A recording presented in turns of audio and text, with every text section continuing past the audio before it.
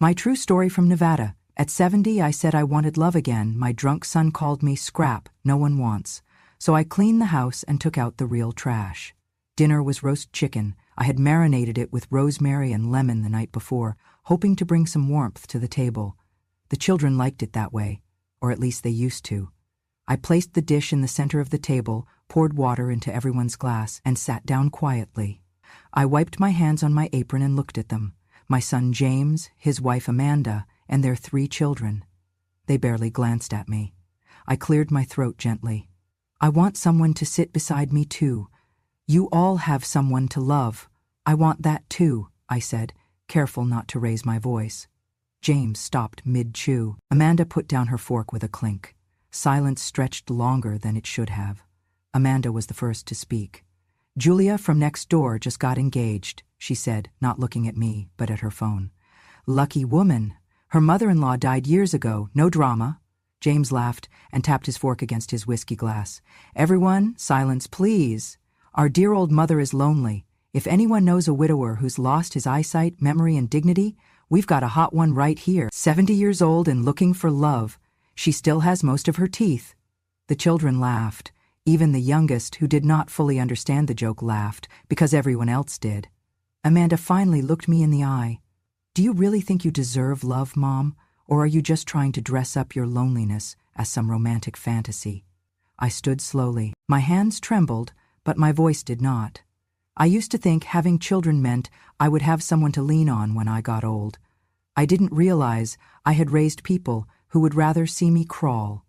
I didn't know I was raising people who look at their mother and see a dog in a wig. No one said a word as I cleared the dishes. Not one thank you. Not one apology, just the clinking of silverware and the sound of them going back to their plates as if I had not just spilled the last of my hope into the air. Later that evening, I was folding laundry in the guest room when I noticed a manila envelope on the dresser. It was out of place. Amanda never left anything untidy. Curious, I opened it. Inside was a copy of the house deed. My house. The name at the top was mine, as it had always been. But attached to it was a document I had never signed, a transfer of ownership form. The date was from last week. The signature, a crude attempt at mimicking mine. I stared at it. My name, forged in blue ink. Neat enough to fool a distracted clerk, but not me. Not the woman who had signed that name on homework sheets, checks, permission slips, and tax forms for over 40 years. There was a typed checklist clipped to the back. Amanda's formatting.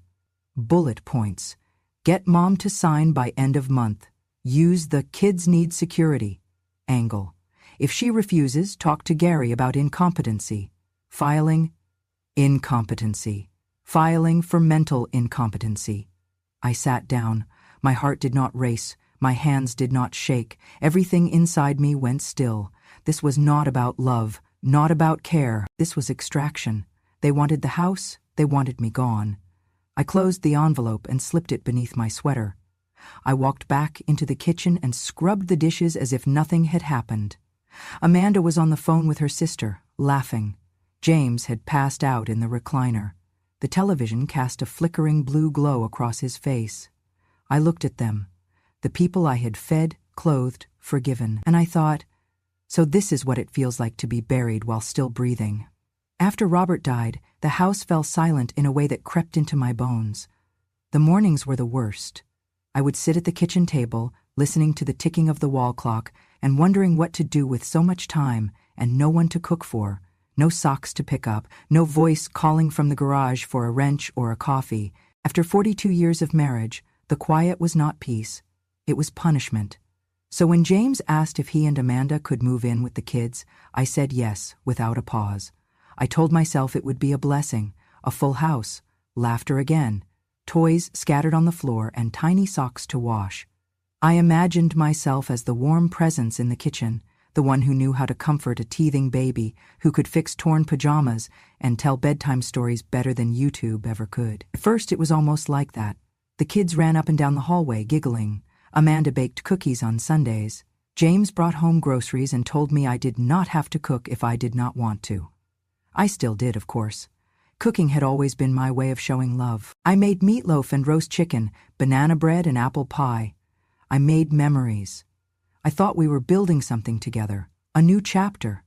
I truly believed a house full of family meant a house full of life, but then the details began to change.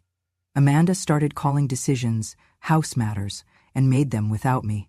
First it was the curtains, then the thermostat, then the color of the guest bathroom. I was not consulted, I was simply informed. We went with eggshell white, she said, handing me a paint chip like it mattered.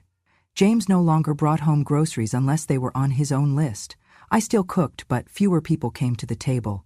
The children started asking if they could eat in the living room. Amanda said yes without asking me. She started calling the shots on the garden, too. The rose bush Robert had planted for our 25th anniversary was cut back one day, without a word. I came outside and saw it in pieces on the compost pile. When guests visited, Amanda transformed. She would touch my shoulder gently and say, "This is Ma. She's such a help with the kids, insists on it. We keep telling her to rest, but she just loves being involved." I would smile and nod, because that is what you do when you are being praised in front of strangers. But when the guests left and the door closed, the warmth vanished. One evening, after a long day of cleaning up after the kids, Amanda muttered as she passed me in the hallway, "Rags that move still stink." She did not say it to my face. She did not need to. The words were meant to stick. I heard James on the phone one night. I had brought him a cup of coffee. He did not see me standing in the doorway. "She's not sick. She's just old, stubborn. Amanda's been patient, but it's wearing thin. I mean, she doesn't really do anything." I held the cup until it burned my palm. Then I turned and left. One night, I overheard Amanda say, "We should look into a facility, somewhere we can visit twice a year and not feel bad." They spoke of me as if I were a couch with stuffing coming out, something you hold on to only until the trash pickup is scheduled. Even the children changed. They stopped saying good morning unless prompted. They rolled their eyes when I asked how their day went.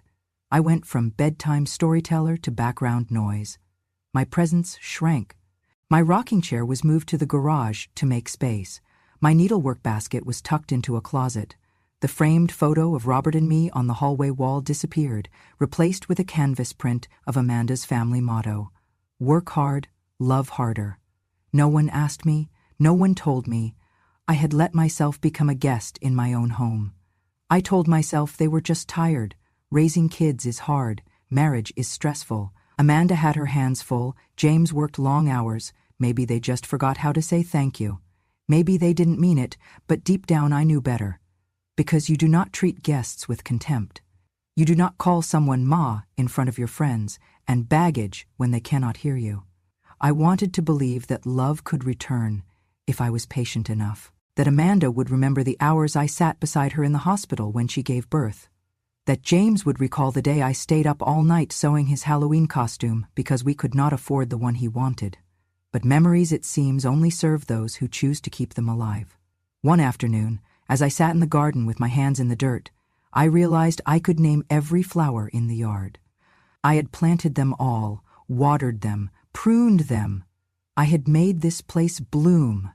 And yet, in their eyes, I was just the old woman in the back room.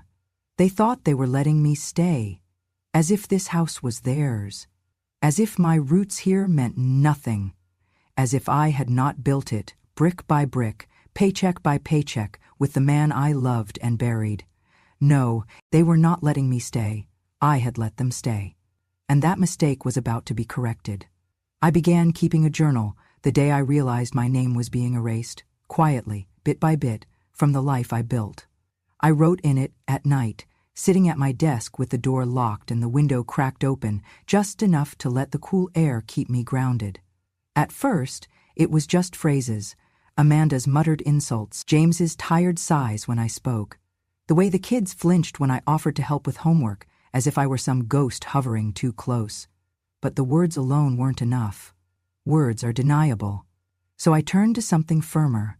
I bought 2 small cameras online, using a prepaid card I registered in a fake name. I had to walk to the library and ask the young man at the front desk how to order things anonymously. He looked at me like I was senile. I let him think that. It worked in my favor. The cameras arrived in a plain brown box, no label, no markings. One went in the hallway, tucked discreetly in the air vent. The second I slipped behind a row of cookbooks in the kitchen. I dusted those books twice a week. Amanda never touched them. I knew they would stay safe. At night, I would watch the recordings on a flash drive I kept in the back of my old sewing kit. What I saw didn't surprise me, but it did solidify everything I had feared. 1 week in, I caught Amanda opening the drawer in my bedroom where I kept my old coin envelopes. She did it quickly, glancing behind her, pulling out a $100 0-cent bill, folding it into her bra. No guilt, no hesitation. Later that day, she told James she'd found it in the laundry. I wrote down the timestamp. Another evening, James came into the kitchen after I had gone to bed. He poured himself a drink and sat at the table with Amanda. I watched them later, their faces lit by the dim oven light, voices low but sharp. "She won't sign," Amanda said, tapping her nails against the glass. "I've asked twice." "She'll fold," James replied. "She's just being dramatic." "She's not stupid, James. She knows something's up." "Then we push harder. The kids can guilt her. She hates upsetting them. We just need that signature. Then we can sell the house, pay off the loans, move out. She's not going to live forever." Amanda swirled her wine. "She's already a shadow. What difference does it make?" They toasted right there over my countertop, like co-conspirators, like vultures congratulating each other for circling something that hadn't even stopped breathing yet. I paused the video. My breath stayed even. My hand did not shake. Because this was no longer neglect. This was an operation, a strategy. And I had let it form under my roof. The journal became a ledger. Not just words, but evidence. Date, time, location, screenshot from the recording. Quote, "She's just a shadow. She won't live forever. Get her to sign. Push harder." And then, a week later, the most damning footage of all. James, pacing the hallway outside my room. "Look, if she doesn't sign, we file for guardianship. Say she's forgetful, unstable. I've been documenting weird behavior. You know that time she left the stove on? I have it on my phone." Amanda, sitting on the stairs, replying, "What if she fights it? What if she gets a lawyer?" James shook his head. "She won't. You know how she is. Too proud. Too quiet. That's her weakness. Always has been." And that was the moment I realized he hadn't seen me in years, not really. He saw an old woman, silent, fragile, alone. What he did not see was what silence had taught me. That silence is space, it is observation. It is the most powerful room in the house because it hears everything and it forgets nothing. That weekend, I tested the waters. I left an envelope marked property tax in plain sight. It was empty. Amanda took it, didn't ask. I found it in her purse 2 days later with a post-it attached. "Need to get her to sign soon." I smiled. They were greedy. Greed makes people reckless, sloppy. I began preparing quietly. I moved my important documents into a fireproofed lockbox. I transferred what money I had into a separate credit union. I called Robert's lawyer, Henderson, and asked him to lunch. He was older now, but still sharp. I showed him the footage, the forged signature, the journal. He didn't say much, just nodded and asked me how far I wanted to go. "All the way," I said. "I want them out." He leaned back and exhaled. "Then you're going to need to be very, very patient. But I think they've made that easier for you." He gave me a list of next steps, a checklist of my own. Mine didn't include manipulation or lies.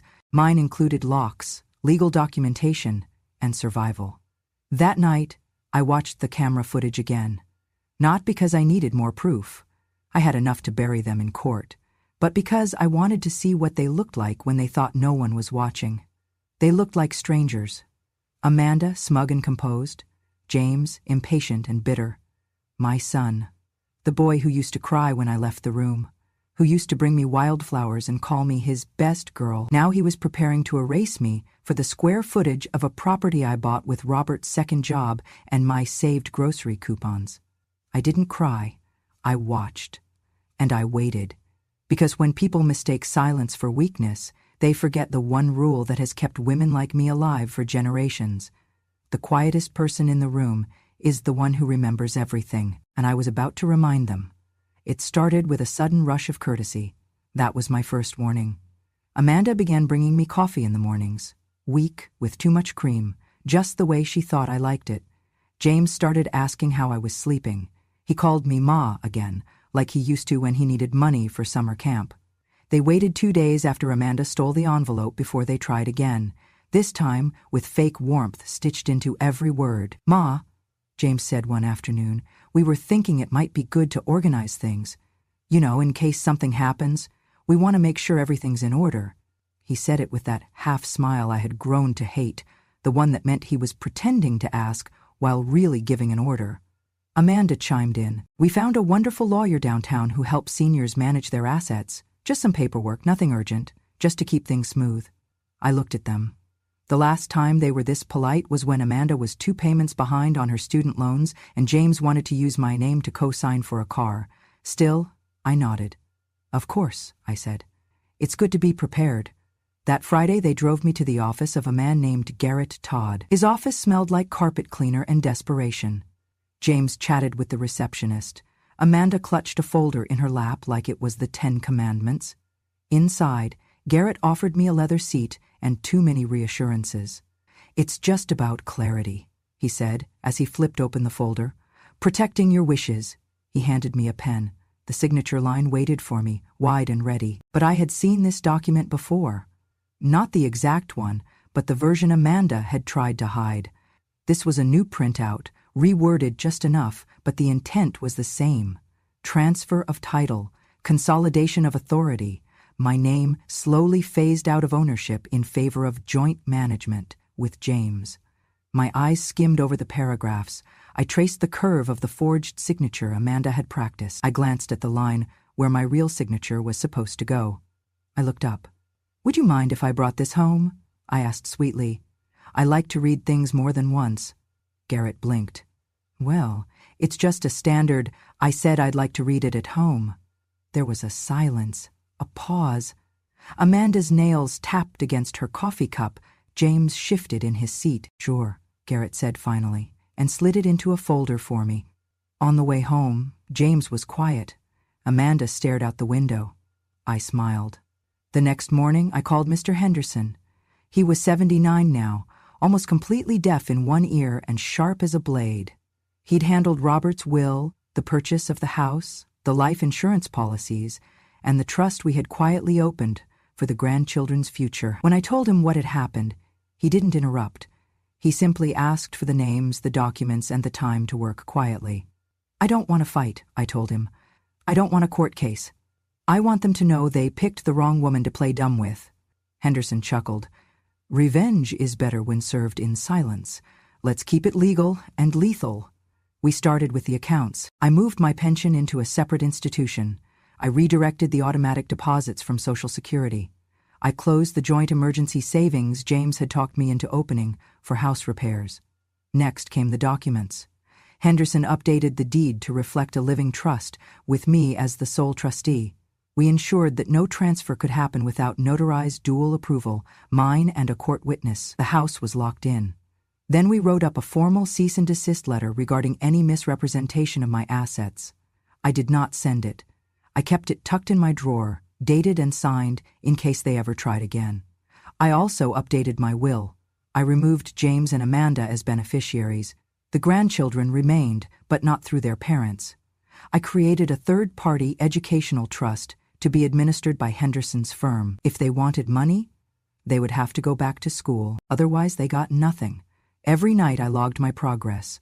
The journal was now part diary, part war record. My handwriting steadied, my heart beat calmly. I was doing what I had spent a lifetime avoiding, fighting back. But I did it my way, quietly, thoroughly. James and Amanda, meanwhile, were patient. They kept being kind. They brought me flowers. Amanda offered to take me to the salon. James told me he'd handle the bills this month. I let them. I played my part until I was ready. Because I didn't need an audience. I didn't need a courtroom. I didn't need to raise my voice or slam a door.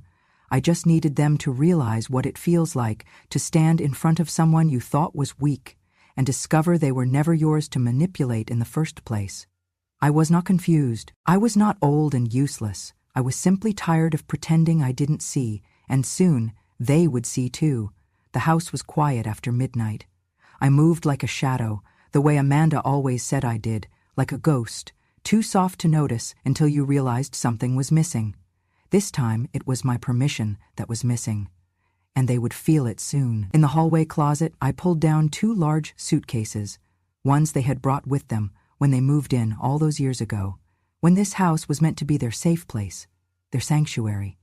I laid them open on the floor, unzipped their mouths wide, and started to pack. Amanda's silk blouses, the ones she never folded properly. James's dress shirts, still with the plastic collar stays from discount stores. I packed without rushing, without hate, only precision. I packed each piece like I was folding a memory I no longer needed to keep. In the guest bathroom, I emptied drawers into a large Ziploc. Razors, pills, that overpriced facial serum Amanda claimed was her retirement plan in a bottle, all of it. Downstairs, I printed 3 things. First, the letter. I had spent 2 weeks writing it. Not angry, not emotional, just facts, structured like legal testimony, wrapped in maternal exhaustion. It began, "To my son and his wife, the food you ate I made, the clothes you wore I helped buy, the roof over your head I built it, with the man you never cried for after he died." Second, a full financial breakdown, every dollar I had given, every loan gifted, every medical bill I had paid for Amanda's mother, every deposit I had made into their children's accounts. Highlighted in yellow, $82,430.00. That number had once been love. Now it was evidence. Third, screenshots from the camera footage. James's face as he said, "She won't live forever." Amanda's smirk as she replied, "She's already a shadow." And the frame where she stuffed the envelope into her purse. I printed them all. I slid the documents into clear plastic sleeves and placed them neatly on the dining room table, beside a pot of fresh coffee I had brewed like any other morning. Habit is hard to kill. So is care. Then I sat in the living room with the lights off and the TV muted, watching them sleep on the security monitor. James's leg dangling off the couch, Amanda curled in the fetal position. I thought for a moment about calling it off. Maybe I was overreacting. Maybe I had misunderstood something. Maybe, somewhere in the layers of greed and disrespect, there had been love. Then I heard it. A voice, soft but sharp. Emma, my oldest grandchild. 14, smart, too observant for her age. She was whispering to her younger brother in the dark, unaware that the baby monitor in the hallway picked up everything. "I hope Grandma doesn't make it to Christmas," she said. "Like jumps or something. A train, maybe. If she's gone, the house is ours. That's all she's worth anymore." The boy giggled. "You think she'd do it?" "She's old, sad. They said old people get depressed. That's why they're being nice to her. Just wait it out." I pressed pause on the monitor. My finger hovered over the button. I didn't cry. I didn't scream. I didn't even move. I just knew. This was no longer a home. It was a battlefield, and I was the only one unarmed, by choice. I stood up and walked to the hallway, pressed my hand against the wallpaper that Robert had installed himself, one crooked panel that I never fixed because it reminded me of his clumsy charm. Then I returned to the suitcases. I added James's old baseball glove, Amanda's engagement photo, the one she insisted be framed and hung in the hall. I included them not out of sentiment, but as a message. I know what you value, and I am returning it all to you. Before dawn, I moved the suitcases to the front porch. It was chilly outside. I liked that. The cold reminds you you're still alive. I brewed another pot of coffee and stood by the window. I watched the sky change from navy to purple to pale gold. I thought about the day I brought James home from the hospital, wrapped in a blanket, smelling like talcum powder and new beginnings. I thought about Amanda's wedding day, how I stitched her veil when the real one didn't arrive on time. I had given them more than a house. I had given them a foundation, and now I was going to reclaim it. I poured the coffee into 2 mugs and set them on the dining table, right next to the envelope. Then I unlocked the front door, turned on the hallway light, and waited. At 7:08 a.m., I heard the bedroom door creak open. At 7:10, James entered the kitchen, rubbing his eyes. He saw the mugs first, then the papers. Amanda followed, robe tied tightly, suspicion already creeping across her face. "What's all this?" she asked. I didn't answer. I walked past them, out the front door, and pointed to the suitcases. I said I'd clean the house, I said. Trash day came early. James sputtered. You're insane. You can't do this.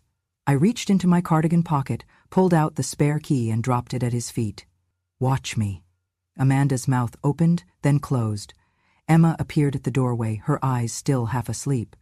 None of them moved to help each other. I had expected rage, maybe even violence. What I got was silence. The same silence they had forced upon me. But this time, it was mine. Mine to fill. Mine to own. And for the first time in years, I did not feel like a ghost in this house. I felt like the homeowner. Because I was. And I still am. The next morning, I made breakfast as usual.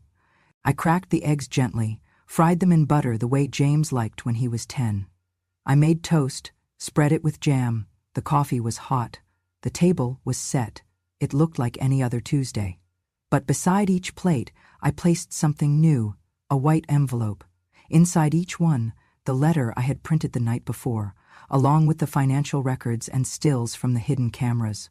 Amanda was the first to enter the kitchen. Her hair was tied back, face washed, robe cinched a little too tight. She looked at the envelope, then at me. "What's this?" she asked. "Breakfast," I said calmly. James came in next, yawning. He grumbled something about needing coffee, then picked up the envelope. He opened it, squinted at the first page, and started flipping through. I watched his face change, from confusion to recognition, then disbelief, then the flush of anger. "What the hell is this?" Amanda had gone pale. She was reading faster now, her eyes darting across the printout. The silence was thick enough to chew. James slammed the envelope down on the table. "You don't have the right. This is our house, too. We've lived here for 7 years. I poured myself a cup of coffee. "Your father and I lived here for 43, I said. "We paid for every shingle, every tile, and when he passed, the deed went to me, alone, legally, quietly, permanently." James stood up so fast his chair toppled over. "You're kicking us out? Is that what this is?" I took a sip, then nodded toward the door. "It's 8:59. Amanda looked at the clock. "You're bluffing. You wouldn't dare." I walked to the door, opened it wide. "Come see." They followed me into the front hallway, where I turned the deadbolt with a satisfying click and pulled it open. The 2 suitcases sat neatly at the edge of the porch, side by side like silent witnesses. Amanda gasped. James stepped outside and shouted, "You can't throw us out! We have kids! You think this is some game?" I walked past him, picked up the first suitcase, and heaved it down the steps. It bounced once, landed hard. The second one followed. James stared in disbelief. "You're insane. You're just a bitter old scrap," I interrupted, looking him in the eye. "You want to know what's trash?" He stopped. I stepped forward, voice calm and low. "Trash is what grows up in a mother's house, eats her food, uses her heat, sleeps under her roof, and then spits on her hand when she's too tired to keep waving it in their face." Amanda turned back toward the doorway. "You'll regret this." I smiled. "No, for the first time in years, I won't." Behind them, Emma appeared at the door, still in her pajamas, holding her phone. The other 2 children peeked from behind her. I looked at them, my grandchildren, and said nothing. Because sometimes silence is the only inheritance worth passing down. James stepped toward me, aggressive now. "You think this is over? You think you won?" I reached into my cardigan pocket and held up a small brass key. The spare. I let it fall to the ground at his feet. I changed the locks at 6 a.m. Then I turned, walked back inside, and shut the door. The new lock clicked with a sound that felt like a lifetime exhaling. I leaned my back against the wood, closed my eyes. Outside they yelled. Amanda threatened lawyers. James swore. The kids cried. I walked back to the kitchen, picked up my coffee, and sat down. I didn't cry. I didn't tremble. I just listened. And for the first time in years, the silence in this house didn't feel like abandonment. It felt like peace.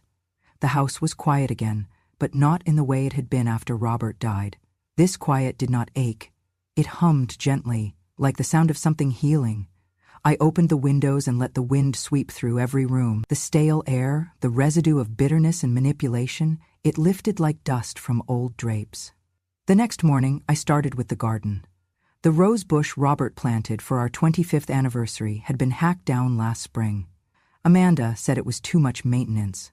I dug up the soil where it used to stand, laid new fertilizer, and planted 3 rose bushes in its place, one for every decade of love I had survived, even after he was gone.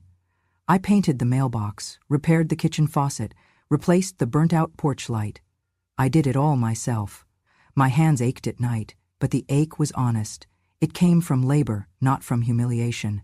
On the 3rd day, I pulled out the old wedding portrait, the one Amanda had taken down and stuffed in the hall closet. Robert stood in his navy suit, his tie crooked as always. I wore a simple white dress, my hair swept to one side. A pearl pin my mother had given me, tucked above my ear. I hung it back on the hallway wall. Centered, visible, unapologetic. At night, I stopped checking over my shoulder. I no longer heard doors slamming or footsteps thudding past my room at midnight. No more muttering from the hallway. No more whispering in the dark from children I raised to believe in decency.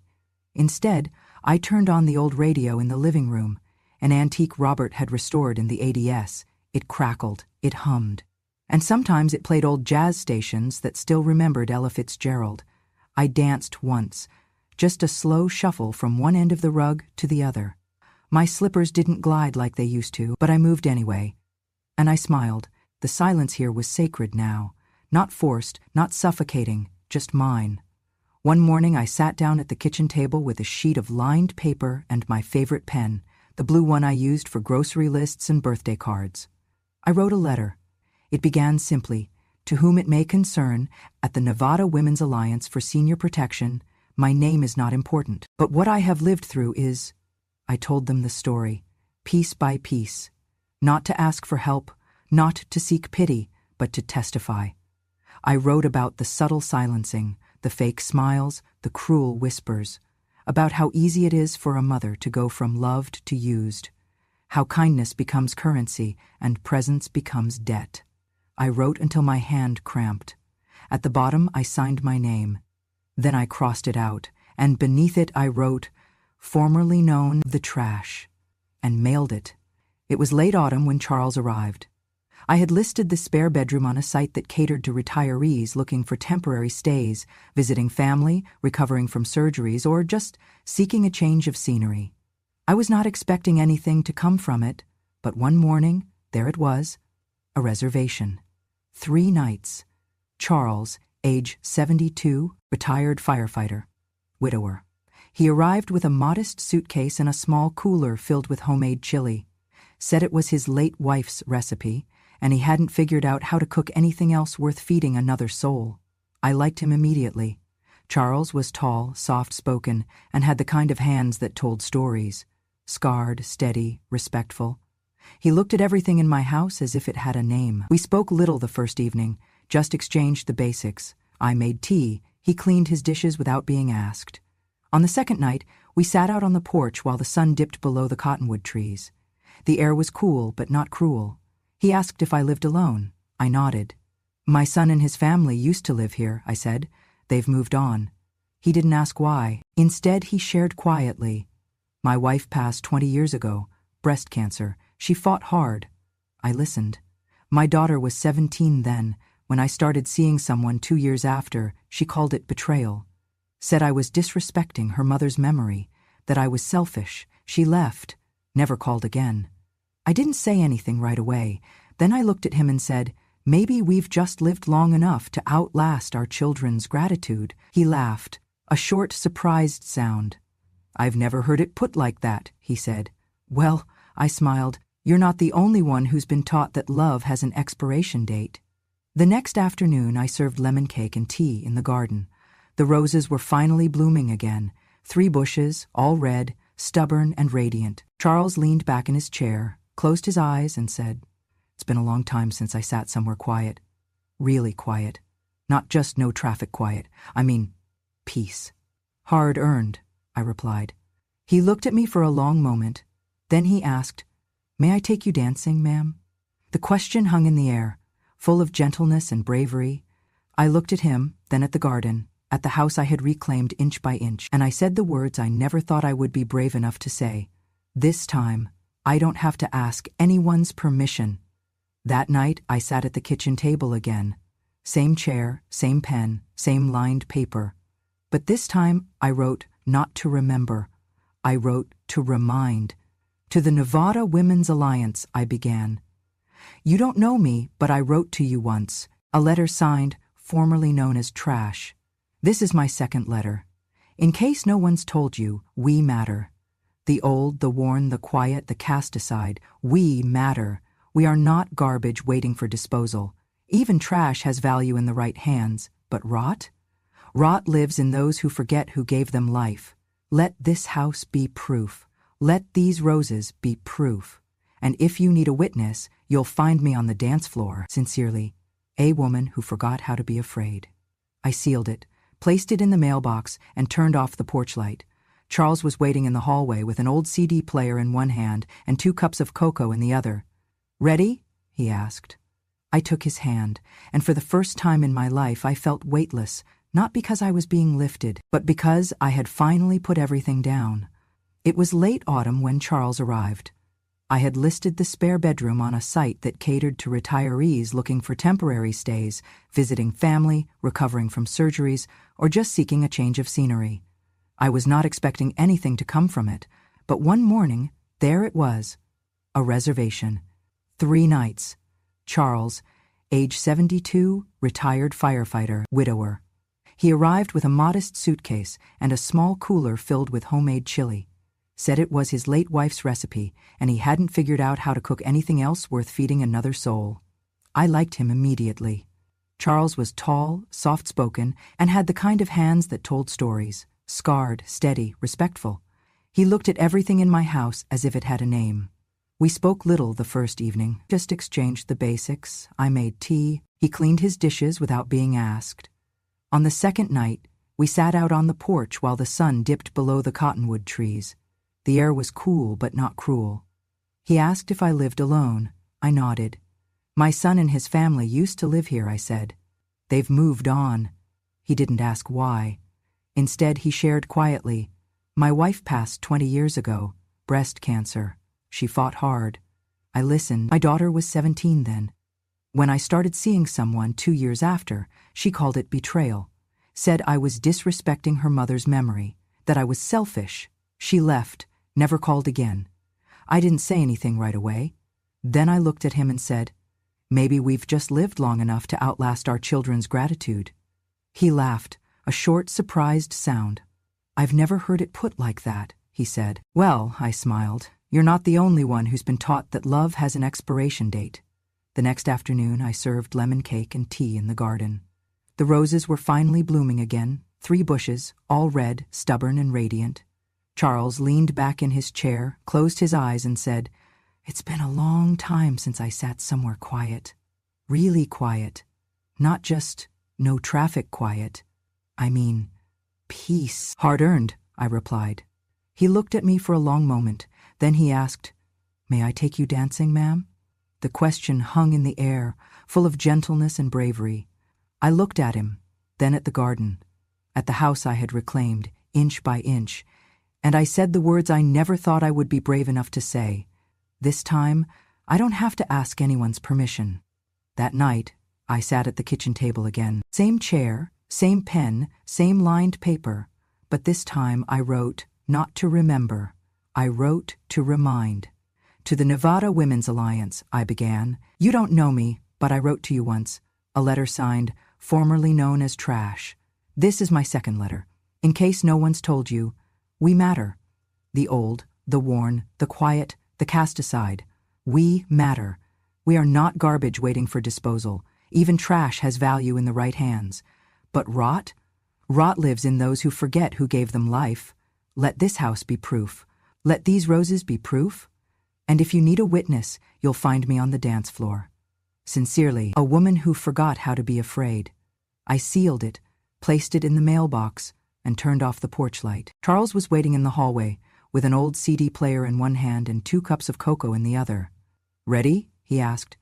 I took his hand, and for the first time in my life I felt weightless, not because I was being lifted, but because I had finally put everything down